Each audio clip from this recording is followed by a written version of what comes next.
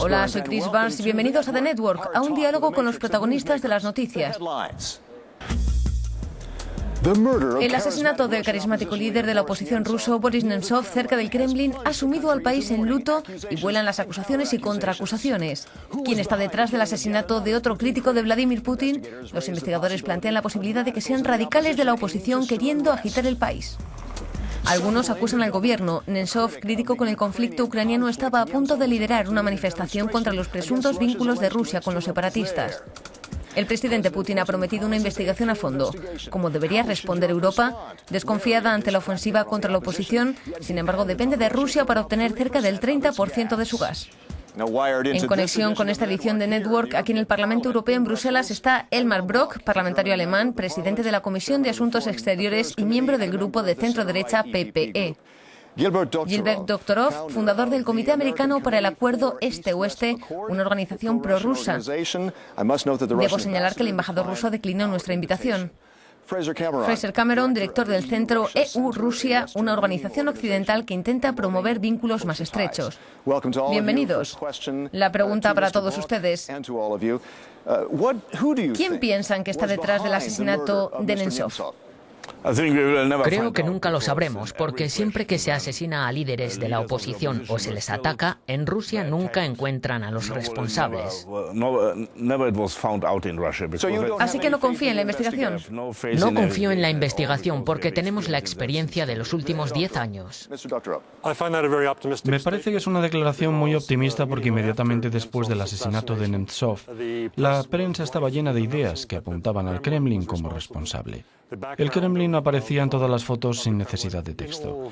Afortunadamente hemos superado el pico de la información y no sabemos nada.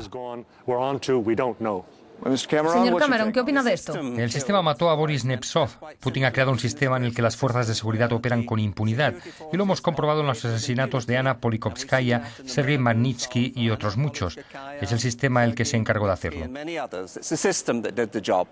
Los investigadores rusos sugieren que podría ser un complot de la oposición para crear intranquilidad.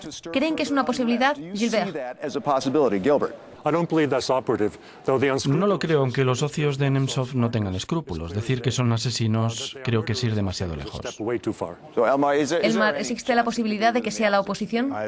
Creo que este sistema creado por Putin ha generado un clima donde los líderes de la oposición no tienen opción y este tipo de víctimas son víctimas del sistema. Ahora, decir que la propia oposición es responsable es algo increíble. Nemtsov estaba a punto de liderar una gran manifestación contra el conflicto en Ucrania y sobre el presunto apoyo de Rusia a los rebeldes. ¿Este asesinato silenciará a los que se oponen al conflicto?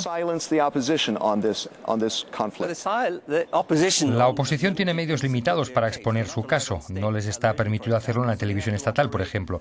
Así que tienen que hacerlo a través de Internet o en un pequeño número de canales de radio. Pero creo que el asesinato de Nemtsov aumentará la oposición sobre lo que Rusia está haciendo en Ucrania. Gilbert, ¿cómo cree que se llevará a cabo entonces? No acepto la premisa de que la oposición son los liberales, la oposición que Nemtsov representaba. Estamos ignorando, la prensa occidental ignora completamente la verdadera oposición en Rusia, que se llama Partido Comunista de la Federación Rusa, que obtuvo un 17% de los votos en las presidenciales de 2012. Nemtsov y sus socios consiguieron un 1%. Creo que está evitando la pregunta. ¿Podría lo ocurrido crear un clima de temor, como muchos han sugerido?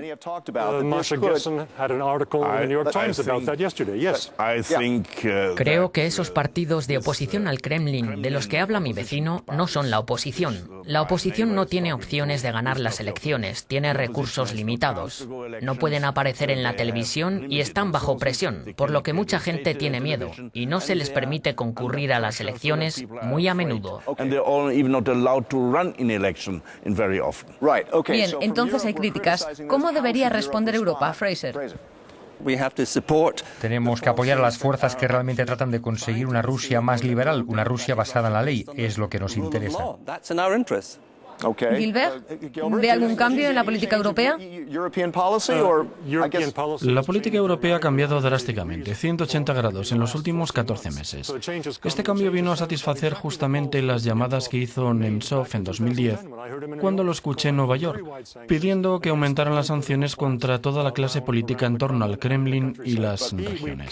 Lo vemos como un perdedor, pero él ganó lo que quería y todos somos perdedores.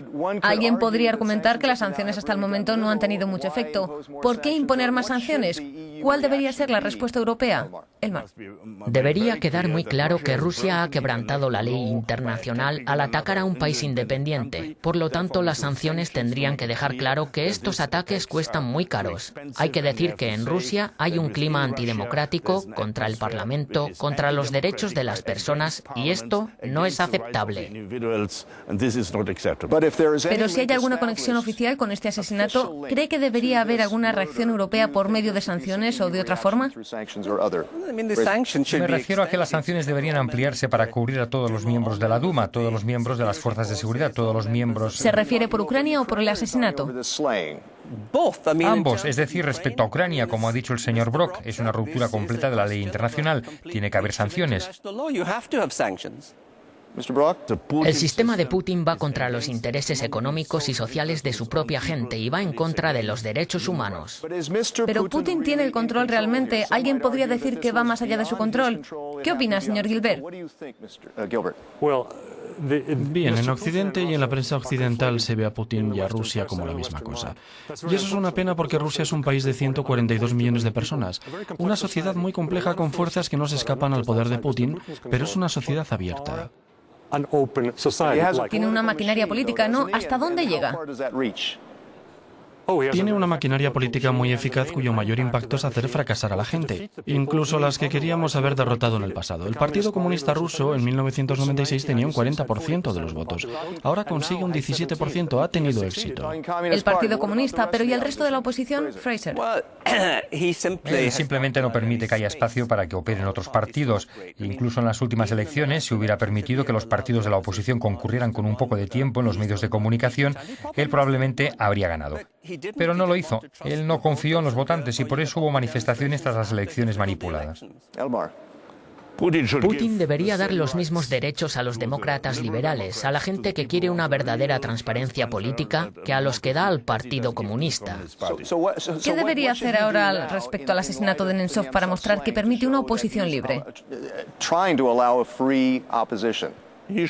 Debería permitir medios de comunicación libres, y eso quiere decir que la oposición tenga su parte en la televisión pública, por ejemplo.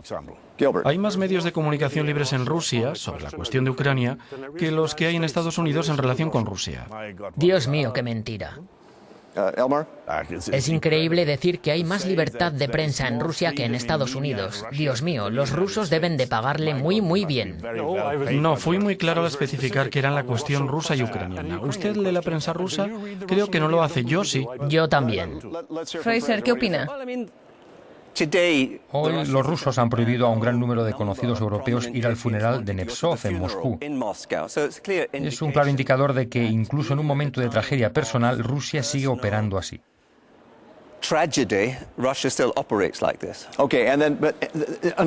Otra pregunta es, algunos dicen que hay que tener cuidado a la hora de presionar a Rusia porque podría desestabilizarse aún más. ¿Qué opina, señor Brok? No se puede desestabilizar a un sistema autocrático. Este sistema autocrático ha creado un ambiente de presión que hace posible que se produzcan este tipo de asesinatos. Esto debería dar paso a la democracia. El señor Brok se sorprenderá, pero apoyó la decisión de su canciller. Porque la opción no es más o menos sanciones, sino entre sanciones o una intervención militar. Afortunadamente la canciller lo comprendió y fue a Minsk. Está mezclando todo. No estamos hablando de Ucrania, sino de la situación interna de Rusia.